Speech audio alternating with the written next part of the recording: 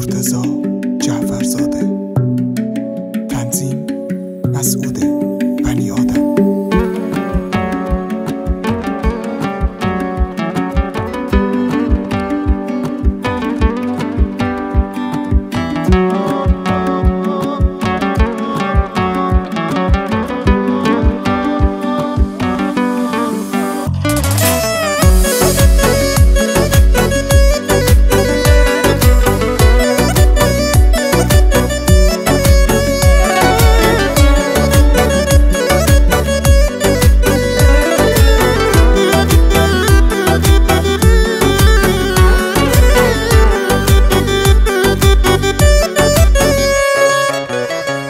به جمعه شد و دلتنگیام زیاده، مثل شب گرده عاشق راه میرم پیاده.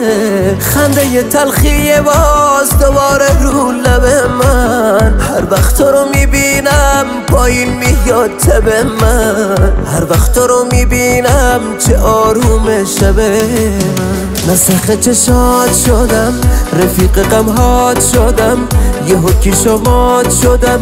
آخه کجایی؟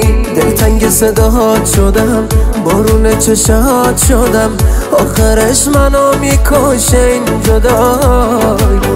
بس دیگه بیا نکن تا بی وفایی.